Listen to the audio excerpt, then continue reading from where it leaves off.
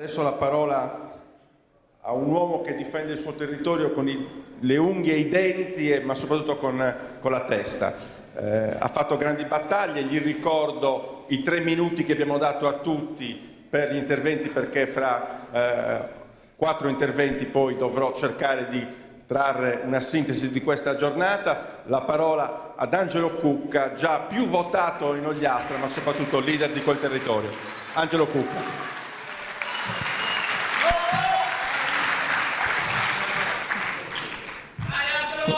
Una platea senza dubbio che ti mette un po' di emozione.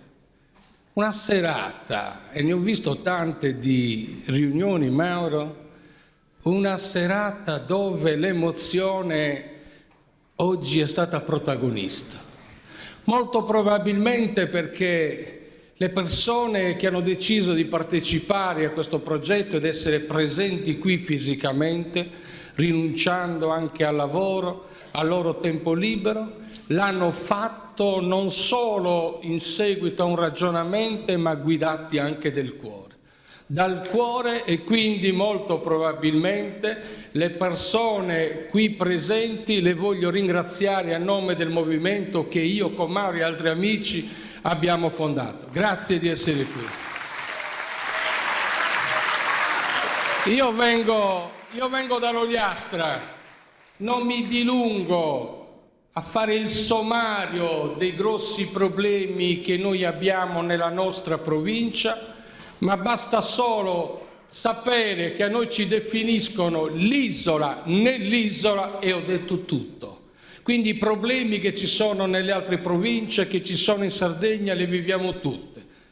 Noi dobbiamo fare una cosa, dobbiamo essere uomini coraggiosi, dobbiamo cercare di cominciare a mettere l'altolà allo Stato centralista che ultimamente, in questi ultimi anni, ci sta umiliando.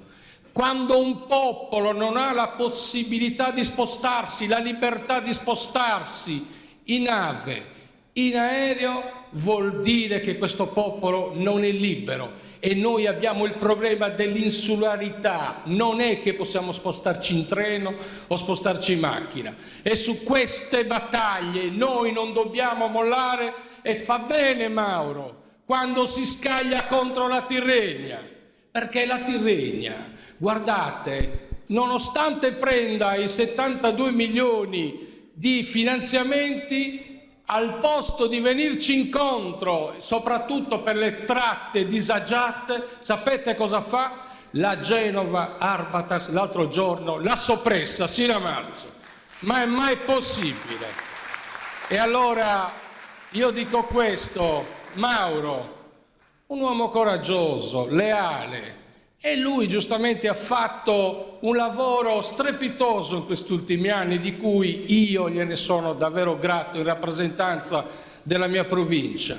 Un parlamentare che sta al Parlamento non a leggere i giornali, non a dormire, non a telefonare, ma attento a quello che si vota, attento a quello che si legifera contro la Sardegna.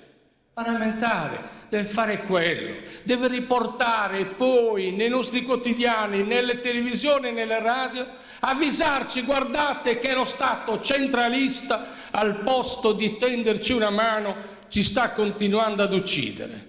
Lui fa il suo dovere, ma gli altri dell'ex nostro partito, della sinistra che si vanta sempre di avere la massima attenzione per i nostri territori, ma cosa fa?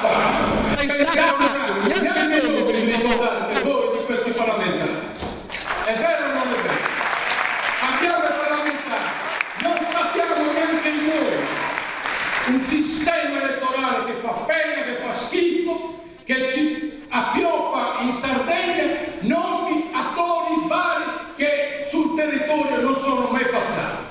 E allora concludo, giustamente perché il tempo stringe. Ma io con l'Ogliastra, io ho il mandato degli amici dell'Ogliastra che sono venuti qui numerosi a incoraggiarti su questa strada.